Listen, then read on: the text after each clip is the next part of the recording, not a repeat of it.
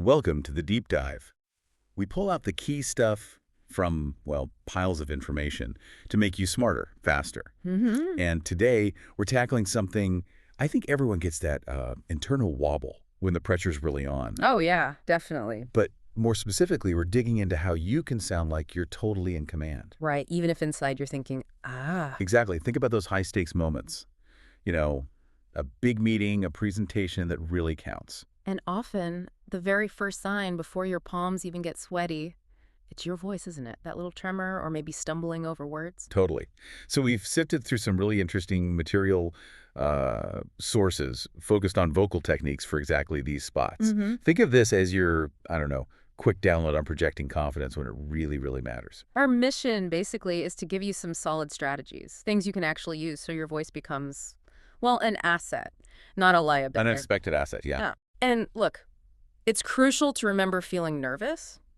Total, normal, human. Can't really switch that off entirely. Right. But what the research we looked at really points out is that sounding nervous, that seems optional. Optional, I like that. It's more like a habit, maybe one we didn't realize we picked up. Yeah. And we can absolutely change it. We've got more control there than we think. Okay, that's empowering. So by the end of this deep dive, you listening should walk away with some practical tools. Concrete stuff. We're talking about getting rid of those distracting ums and likes, you know the ones? Oh, do I ever? Using silence, like as a power move. Yeah. Getting your breath to actually help you when your voice gets shaky, not make it worse. Yeah, controlling the shaky voice. That's a big one. And even tweaking your pitch and pace, just slightly. Ways to sound more authoritative, clearer. And these aren't just theories. The material, it actually had this great example. Someone feeling physically rough, like properly unwell. Oh, wow. Right before a massive pitch, like $2 million on the line. And they consciously used these exact techniques. And don't leave us hanging. They nailed it, got the deal. See, proof these things actually work under fire. Real pressure. Exactly. Okay, let's get into it. First up, filler words. The exorcism, as our source kind of called it. Those ohs, ums, likes, whys. They just creep in, don't they? Why are they such a problem? Well, it's fascinating, really. These little sounds, these verbal crutches almost, Yeah. they can subtly chip away at how credible you sound, even if what you're saying is gold. That constant, makes you sound, well, unsure. Or unprepared, maybe? Or unprepared, exactly. It's like static interfering with the signal. Distracting. Okay, so one source offers this really neat trick. It's almost like flipping a switch in your head. Instead of letting that slip out, you actively replace it with silence, a pause, and a full breath. The BBC anger trick, I think they call it. That's the one. So what's the power in just stopping and being silent for a beat? Well, it does a couple of things. First, that pause, it actually gives your listener a second to catch up, to really absorb what you just said. Lets it land. Lets it land, exactly. And second, it makes you sound more in control, thoughtful, like you're choosing your words with care, not just filling the air. Right, not just rambling. Okay, and here's a twist on that. Pausing before a key point rather than after. How does that little shift change the dynamic? That's clever, isn't it? Think about it. When you pause just before you say something important, it's like shining a little spotlight on it. Oh yeah, like listen up. Exactly. It signals, pay attention, this bit matters, it builds a little anticipation, and helps people focus right when you need them to. Makes the point hit harder. Okay, I can see that. Now, for people who like a challenge or maybe need a bit more motivation, there's this pro move. The cost one. Yeah, record yourself talking, maybe practicing a presentation or something, and every time you catch yourself using a filler word, You pay for it. right, assign like, I don't know, $1 or 50 cents, whatever works. Yeah. Make it tangible. What's the psychology there? It just taps into the basic human thing. We don't like losing stuff, even if it's imaginary money. True. Putting a cost on it makes it less abstract. It's not just, oh, I should use fewer ums. It's, that just cost me $1. It makes you want to avoid it more actively. Maybe donate the fines to charity. Make it real. That's a great idea, actually. Double motivation. Okay, so let's imagine it. Someone starts off, well, I think like the main point is, maybe we should consider, it sounds hesitant. Totally. You can almost hear the uncertainty. But if they apply this, replace the fillers with pauses and breaths. The main point breath is that we should consider breath. Instantly different. More weight. more confidence. It really is a dramatic shift just from swapping filler for silence. That intentionality is key. It changes the whole vibe from hesitant to, well, authoritative. All right, let's move to another tool, the 2-second power pause. Simple name. Very descriptive. It's literally just inserting a deliberate 2-second silence. Why is that tiny gap so impactful? It's amazing how much that little beat can do, isn't it?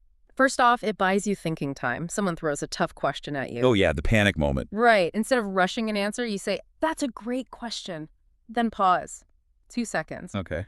That pause signals you're actually thinking about it, giving it proper consideration, not just blurting something out. So even if your brain is racing, on the outside, you look thoughtful, composed. Exactly. It projects deliberation, even if internally you're scrambling a bit. Clever. And there's another little benefit the research pointed out. That pause. It can sometimes stop people from interrupting you. Really? They might subconsciously read the silence as you finishing your thought or reaching a natural break point, so they hold back for that extra second. Huh. Like a subtle way to hold the floor. I like that. It can be, yeah. Okay, so for you listening, here's something to try from the source material.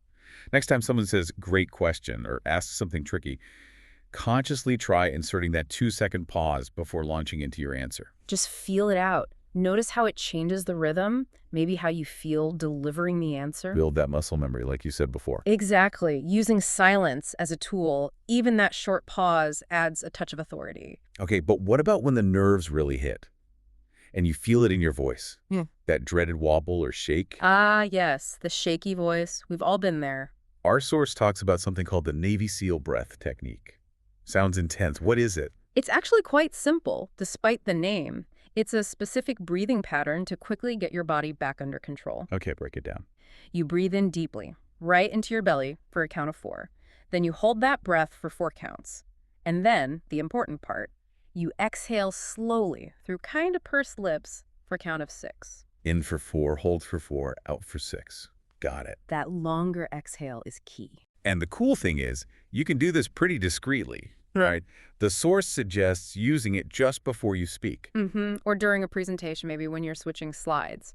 A natural pause point. Or right before a Q&A session when you know the tough questions might be coming. Exactly. And it works because of the physiology. It's about your nervous system. Okay, tell me more.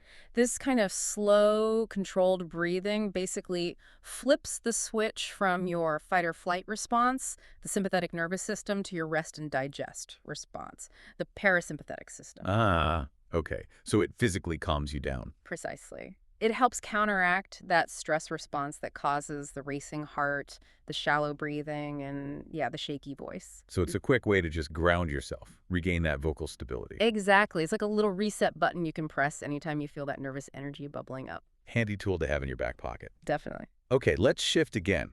How can we use our actual voice, the pitch, the speed, to sound more confident, like, instantly?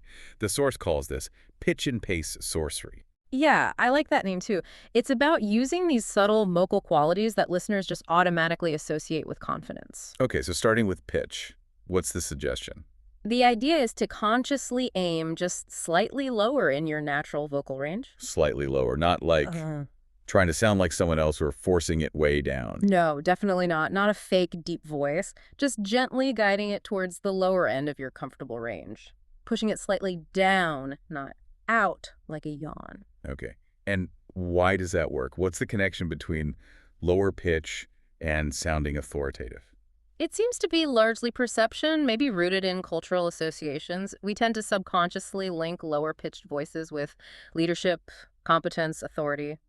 Interesting. Like newscasters or CEOs often have that lower resonance. Often, yeah. It just carries a certain weight perceptually. Okay, makes sense. Now, pace.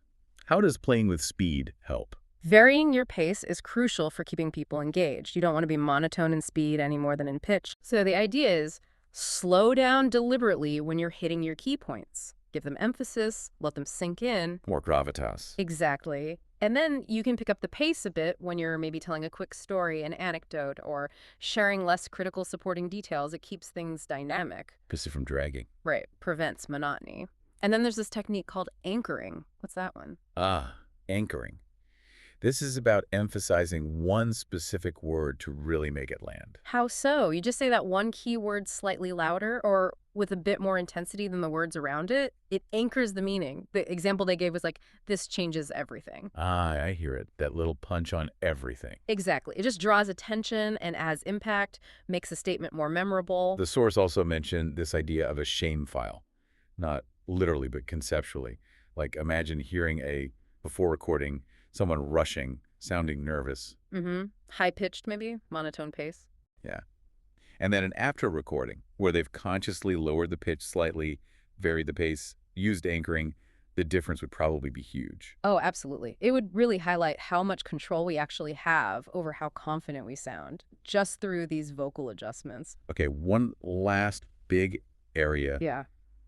Handling those curveball questions. The ones designed to trip you up or that just catch you off guard. There's a strategy called the echo trick. Yes, this one's really practical, especially for Q&A or tough conversations. It's a 3-step thing. Lay it out for us. Step 1, paraphrase the question, repeat it back, but in your own words. So if they ask, isn't your timeline unrealistic, you say? You might say, okay, so you're asking about the feasibility of the timeline, or you're concerned about hitting the deadlines, something like that. And right away, that buys you a few precious seconds, doesn't it, to think? Exactly. It's your built-in buffer. Your brain gets a moment to catch up while your mouth is doing something useful. Okay, smart. What else does paraphrasing do? Step 2 is almost automatic with step 1. It shows the questioner you were actually listening.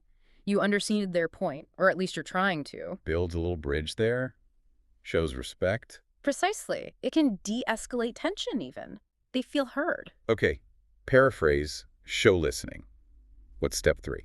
Step 3 is the smooth transition. After you paraphrase, you use a bridging phrase to pivot to your answer. Something like, okay, what I can tell you is, or here's how we're addressing that. Ah, so it lets you guide the conversation back to where you want it, maybe towards your key messages or prepared points. Exactly. You acknowledge their question, then smoothly bridge to the information you want to deliver. And the source highlighted this is really good when dealing with difficult people, maybe someone asking hostile questions. Yeah, it's particularly effective then. Paraphrasing forces a moment of calm reflection, shows you're not getting defensive, and keeps you in control of the flow. You address the question, but on your terms. Like a really solid framework for staying composed under pressure. Definitely. Handles the question, buys you time, shows respect, and lets you transition smoothly. Very useful. All right, fantastic stuff. Okay, listener, your mission for this week, should you choose to accept it. Dun dun. 2 things to try. First, pick one, just one. Yeah. Filler word you tend to overuse. Might be like whatever it is for you. And just focus this week when you feel that word coming. Consciously try to replace it with that deliberate pause. Take a breath instead. Just noticing it is half the battle. Yeah. Then try the swap. Exactly. Yeah. Second mission. Think about a question you get asked fairly often. Could be about your job, a project, anything. Something you anticipate. Right. Yeah. And practice answering it, but specifically practice putting in those little 2-second power pauses right before the most important bits of your answer. Feel how that changes the delivery, gives those key parts more weight. Okay. And finally, as always, something to chew on this week. A provocative thought. Let's hear it. Consider this. How might really mastering these subtle vocal techniques, the pauses, the pitch, the pace, how might that change not just how other people see you, but how you actually feel inside? Could intentionally sounding more confident actually make you feel more confident, more in control in those high-stakes moments? Ah, the feedback loop. Does changing the outside change the inside? Exactly. How might deliberately using these strategies actually shift your own internal experience next time the pressure's on? Something to think about.